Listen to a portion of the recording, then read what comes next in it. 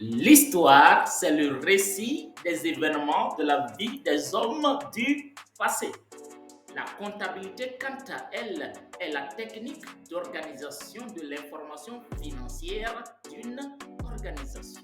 La comptabilité est l'un des métiers les plus vieux de l'humanité. Chacun a une histoire derrière lui, chaque discipline a une histoire derrière elle. Et l'histoire de la comptabilité paraît plus intéressante que la comptabilité elle-même. Et comme on le dit souvent, étudions le passé, analysons le présent et prévoyons le futur. La comptabilité dans l'Antiquité, la comptabilité au Moyen Âge et jusqu'à ce jour. Êtes-vous prêt pour cette aventure intéressante et passionnante? Attachez vos ceintures, likez la vidéo, abonnez si ce n'est pas le cas et c'est parti. Nous sommes dans l'Antiquité, l'époque à laquelle la comptabilité se tenait sur les tablettes d'argile. Disons la terre battue. 3500 ans avant Jésus-Christ en Mésopotamie, l'actuel Irak en Asie, les Sumériens utilisaient les tablettes d'argile pour enregistrer les transactions commerciales, les échanges de biens comme les céréales, les animaux et enregistrer les impôts. La comptabilité existait bien avant les Écritures. 2650 ans avant Jésus-Christ, dans l'Égypte ancienne, les scribes étaient des experts dans l'écriture. Ils étaient les comptables des pharaons. Ils utilisaient les papyrus. Au moins, eux, ils n'utilisaient pas les tablettes d'argile comme les Sumériens de la Mésopotamie de l'Antiquité. Ils enregistraient les récoltes, la quantité des récoltes. Ils enregistraient les recettes et les dépenses, surtout pour le paiement des travailleurs, des ouvriers. Ils étaient très utiles pour le pays, surtout dans les grands projets comme la construction des pyramides. La comptabilité dans l'Empire romain. Les Romains vivaient dans l'actuelle Italie. Ils ont perfectionné les méthodes comptables avec des registres plus détaillés. Ils utilisaient des registres incluant les recettes, les dépenses et les inventaires des stocks. Ils ont développé des techniques pour lutter contre la fraude. La comptabilité au Moyen Âge. Luca Pacioli, un moine italien, ami de Léonard de Vinci, le mathématicien, a révolutionné la comptabilité grâce à l'introduction de la comptabilité en partie double. Luca Pacioli a introduit pour la première fois la comptabilité en partie double. Dans son livre intitulé Summa de Arithmetica Geometria Proportioni e Proporzionalità, il a détaillé la méthode de la comptabilité en partie double. Et cette méthode de la partie double stipule que chaque opération financière doit affecter au moins deux comptes. Et si un compte est débité, l'autre sera crédité, mais les montants seront les mêmes, les totaux seront les mêmes.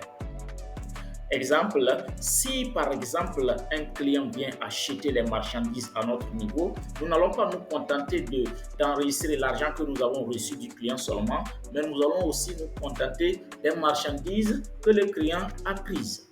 Il a pris des marchandises pour 500 000, nous avons reçu 500 000. Ça veut dire de part et d'autre, c'est équilibré, c'est la partie double.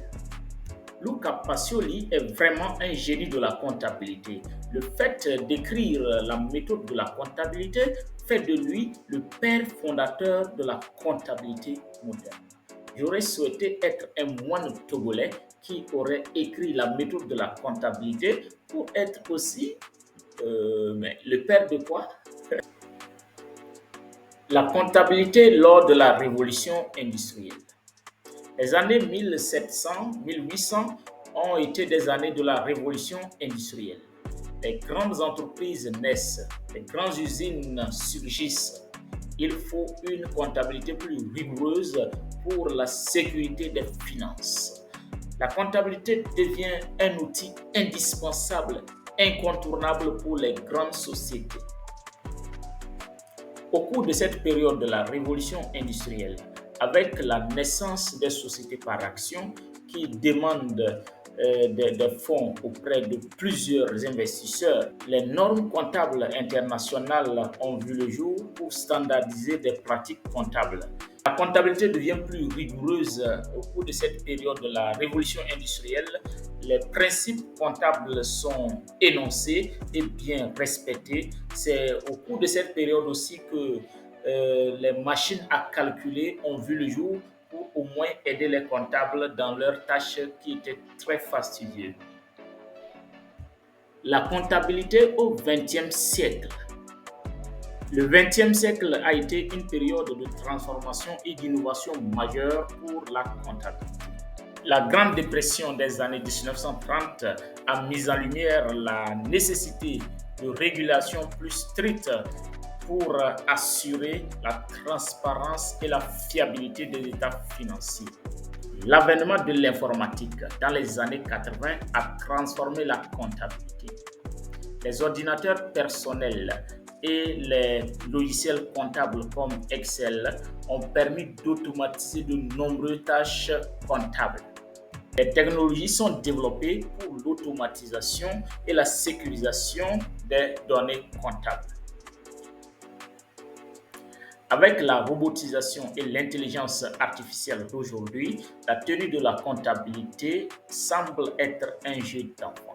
Des systèmes informatisés, automatisés sont conçus pour analyser et traiter les données financières afin de générer les états financiers. Notons qu'il y a des particularités sur la tenue de comptabilité sur le plan international.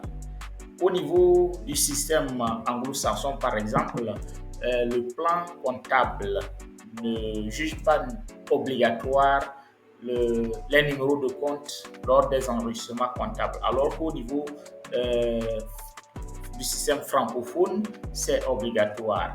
Et il faut enregistrer les numéros de compte et enregistrer les intitulés de compte, alors qu'au niveau du système anglo-saxon, ce n'est pas obligatoire. Juste, les intitulés de compte suffisent pour enregistrer une opération comptable.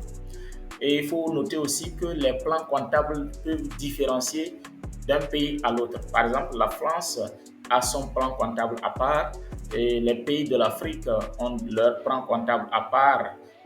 Nous avons des régions économiques qui adaptent leur système comptable à part.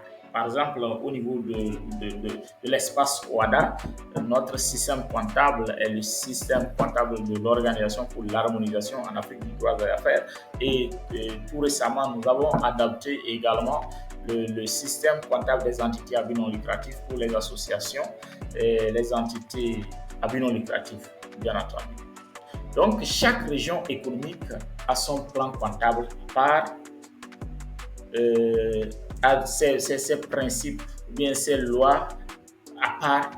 Mais ce qui est le point commun de toute comptabilité, c'est les normes comptables internationales. International Financial Reporting Standard, IFRS. Ça, toutes les comptabilités doivent respecter ça pour permettre la comparabilité des données financières sur le plan international. Merci pour avoir suivi cette vidéo sur l'histoire de la comptabilité. Nous pensons que cette vidéo est utile pour vous et si c'est le cas, n'hésitez pas d'aimer, de liker la vidéo, de partager avec les amis et si vous avez relevé des points faibles dans cette vidéo, vous pouvez laisser en commentaire. Si vous avez des questions également, n'hésitez pas de les laisser en commentaire. Mais la question que nous avons pour vous est que quelle sera la comptabilité? Comment est-ce que la comptabilité sera tenue demain? Demain, quelle sera la place du comptable? En commentaire. Et voilà, si vous êtes à la recherche d'un logiciel de gestion comptable, gestion commerciale, gestion du personnel, gestion des microfinances, le logiciel comptable pour les entités à but non lucratif, bien peu importe le logiciel, un outil de gestion, un fichier Excel automatisé. Vous êtes au bon endroit. Écrivez-nous seulement. Nous avons tout ce qu'il vous faut pour une gestion efficace de votre entité. Si vous avez besoin également des formations pour la conception des outils de gestion, pour Excel avancé, les tableaux de bord, vous êtes aussi au bon endroit. N'hésitez pas à prendre nos contacts dans les commentaires pour vraiment changer la donne dans votre carrière.